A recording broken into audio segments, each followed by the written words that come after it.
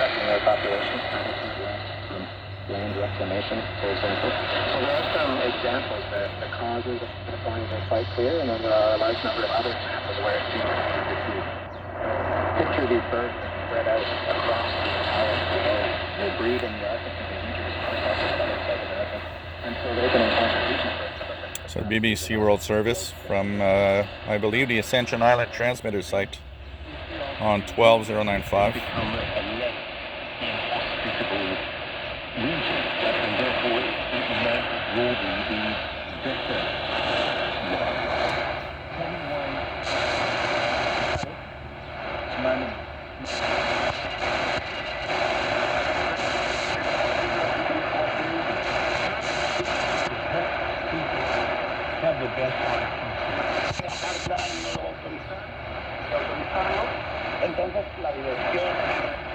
Radio exterior de España. En perfectas condiciones que tuviera tanta incidencia.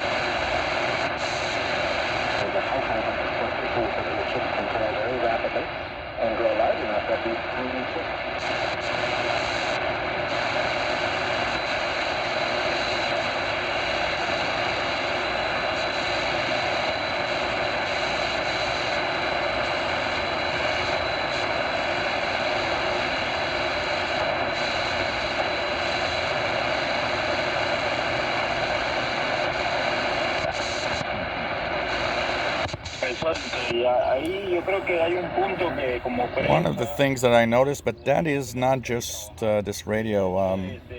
I noticed it on the Tecsun H-501X also.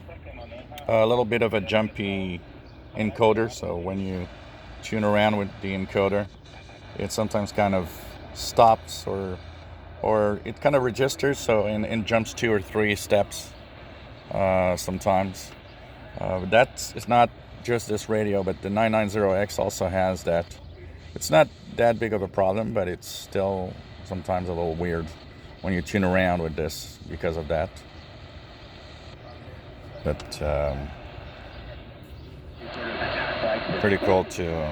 still pretty cool to tune around and have fun.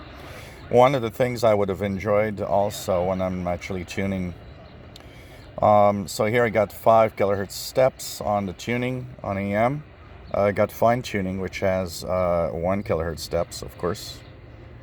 On single sideband, I would have enjoyed if I could have the 5 kilohertz steps when I need it to tune around, because right now what it does is tune 1 kilohertz steps in single sideband, which is fine when you are searching for signals in a very, in an amateur band. It could be okay. But sometimes you want to move forward a little faster, see if, or jump to a frequency, then most of the time you end up punching it rather than tuning around, because the 1 kilohertz steps makes it very long for you to reach that place.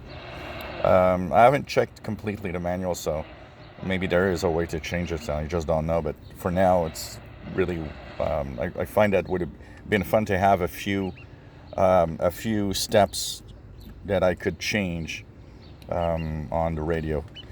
The bandwidths are all chosen in general and pretty good. I was listening to a ham radio operator just 2 kilohertz off, another one a little earlier in 17 meters. And by using the bandwidth and narrowing it down, I was able to clearly hear the ham radio with very little interference from the other station, just 2 kilohertz lower. So it's kind of cool. These bandwidths really work well. Once again, when I say that the CNGN ATS 909X2 is not worth its money, the CNGN 909X2, I would not have been able to do that. I would have had simply 2 ham stations overlapping because no choice of bandwidth, and that is inexcusable for a radio like that. And, it just shows that there are things they could learn from Tecsun, that's for sure. And Tecsun could learn a few things on the display, for example, from CNGN, that's for sure. No radio is perfect, as we say. So it's pretty cool. One thing that I find annoying, if, for example, you switch to the clock, play around, start tuning around, sometimes, or it displays the clock, but it comes back to the signal level. So maybe there's a way to set this clock now, just to make sure that it stays there, but it reverts back to signal level after a certain time, from what I see. Or maybe right now it seems to be, maybe I didn't hold long enough. It seems to go back. Let's go back here, see? Yeah, it's a clock. Okay, maybe I'm just the one not using it right. Gotta hold the button, maybe. So, like I say, the on this radio, the it's the same like the there's Radio Romania, 13650 Radio Romania. On the signal level side, the noise signal over noise ratio that they give out, it's not very accurate, and I rather have the clock displayed than that signal level, because for me the signal level, I have it with my ears listening. So 13650 Radio Romania, International English.